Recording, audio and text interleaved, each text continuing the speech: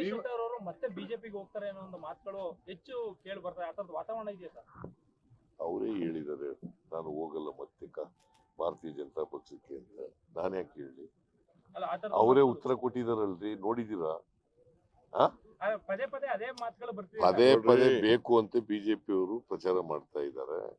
ಅವರೇ ಹೇಳಿದ್ದಾರೆ ಇದನ್ನ ಹೇಳಿದ ಮೇಲೆ ಬಿಜೆಪಿಗೆ ಹೋಗ್ತಾರೆ ಮತ್ತೆ ವಾಪಸ್ ಹೋಗ್ತಾರೆ ಅಂತಂದಾಗ ನಾನು ಯಾವುದೇ ಕಾರಣಕ್ಕೆ ಕಾಂಗ್ರೆಸ್ ಪಾರ್ಟಿನ ಬಿಡಲ್ಲ ಅಂತ ಹೇಳಿದ್ದಾರೆ. ಅದರಿಂದ question does not arise at all. ಒಂದ್ ನಿಮಿಷ ಇದಕ್ಕೆ ಉತ್ತರ ಕೊಡ್ತೀನಿ. ಸಿ,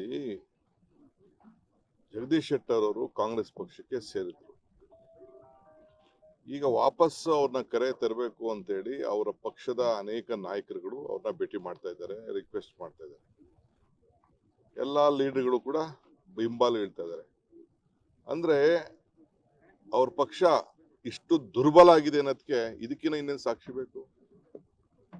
ಸೊ ಚುನಾವಣೆ ಎದುರಿಸ್ಲಿ, ಕ್ಯಾಂಡಿಡೇಟ್ಗಳಿಲ್ವ ಅವ್ರಿಗೆ? ಕ್ಯಾಂಡಿಡೇಟ್ ಇದ್ರೆ ಚುನಾವಣೆ ಎದುರಿಸ್ಲಿ. ದುರ್ಬಲ ಇದೆ ಅಂತೇಳಿ ಯಾರು ಯಡಿಯೂರಪ್ಪನವ್ರಿಗೆ ಚೀಫ್ ಮಿನಿಸ್ಟರ್ ಮಾಡಿದ್ರು, ಯಾರು ಕುಮಾರಸ್ವಾಮಿನ ತೆಗೆದ್ರು, ಅವರೇ ತಿರ್ಗಾ ವಾಪಸ್ ಹೋಗಿ ಅವ್ರನ್ನ ತಪ್ಕೊಳ್ಳುವಂತ ವ್ಯವಸ್ಥೆ ಕೂಡ ಈ ರಾಜ್ಯದಲ್ಲಿ ನಡೆದಂತ ರಾಜಕಾರಣ ನೀವೆಲ್ಲ ನೋಡ್ತಾ ಇದೀವಿ. ನಾವೇನೋ ಬಿಜೆಪಿ ಅವ್ರನ್ನ ದೂರ ಇಡಬೇಕು ಅಂತ ಕುಮಾರಸ್ವಾಮಿ ಚೀಫ್ ಮಿನಿಸ್ಟರ್ ಮಾಡಿದ್ರೆ ತಿರ್ಗಾ ಯಾರು ತೆಗೆದ್ರು ತಿರ್ಗಾ ಅವನೇ ತಪ್ತಾ ಇದ್ದಾರೆ ಕುಮಾರಸ್ವಾಮಿ. ಅಂದ್ರೆ ಎರಡು ಪಾರ್ಟಿಯಲ್ಲೂ ಕೂಡ there is a lack of leadership, lack of confidence ಇದಾಗ್ತದೆ.